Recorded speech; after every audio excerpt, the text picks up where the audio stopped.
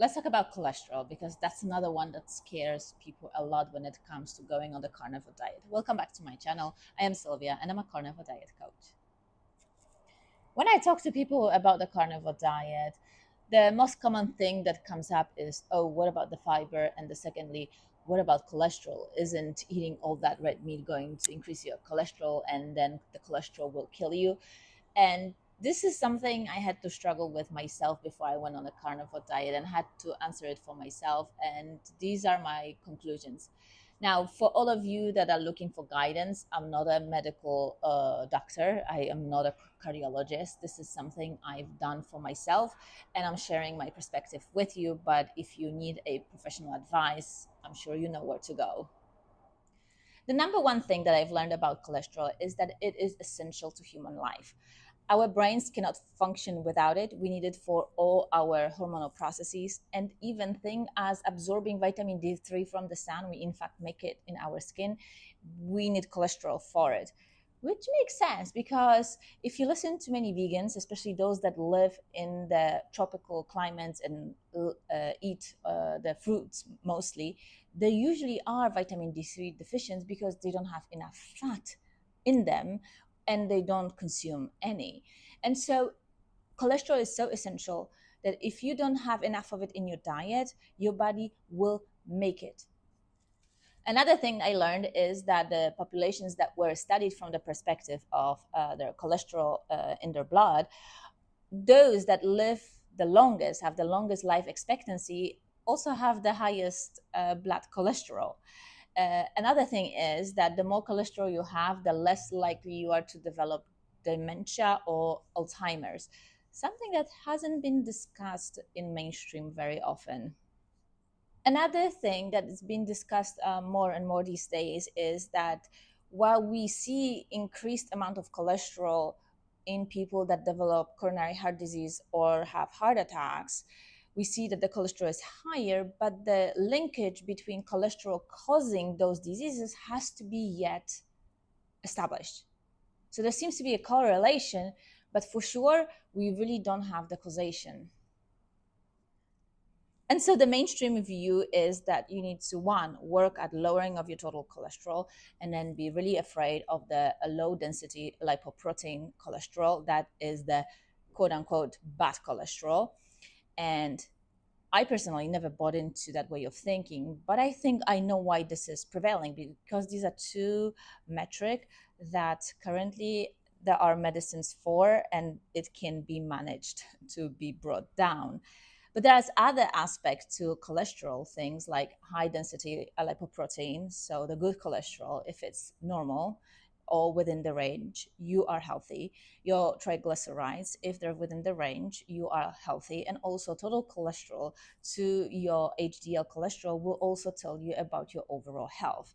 And so when you go for a metabolic panel and your total cholesterol is high and LDL is high, I would look at other things as well. And then many doctors are now coming to the view that looking just at those two, low density lipoprotein and total cholesterol, as a marker of your risk for heart attack or coronary disease is just simply insufficient.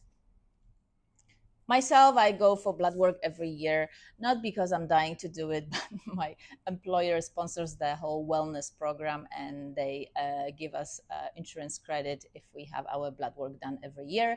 So I have a trend and comparison from year to year to year. And some of the things that I'm being checked for is, of course, glucose, which is in normal range, and that's the 83 milligrams for deciliter is after I had something to eat.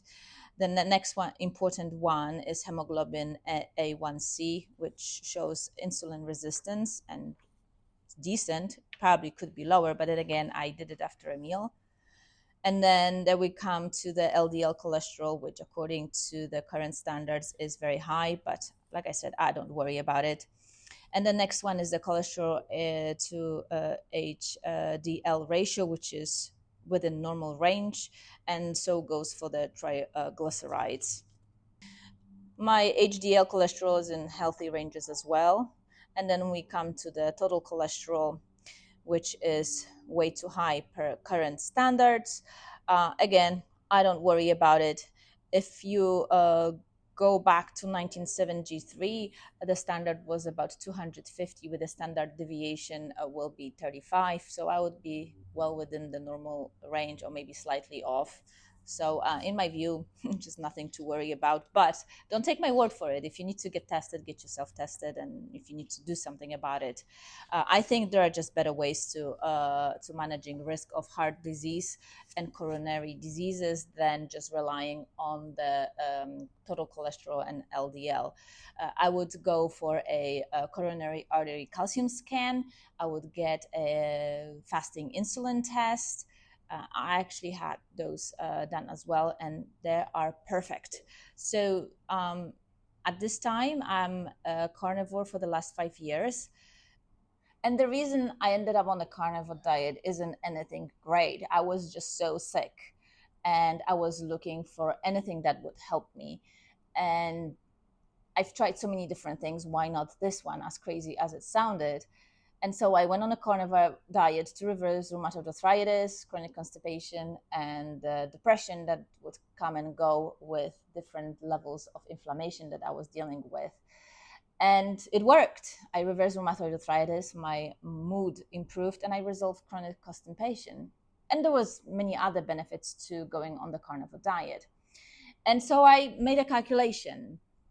If indeed I am incorrect about my conclusions about cholesterol, which I don't think I am, but if that is the case, do I want to die of heart attack one day?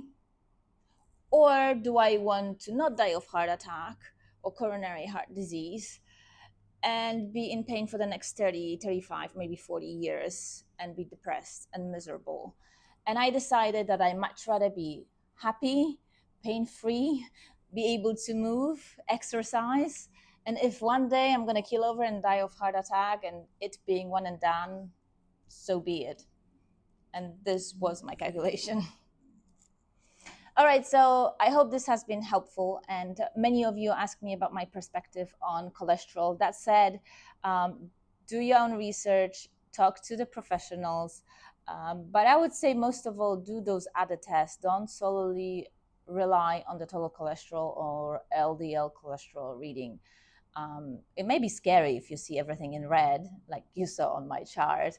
But if you did just a little bit of digging, it doesn't sound as bad at all.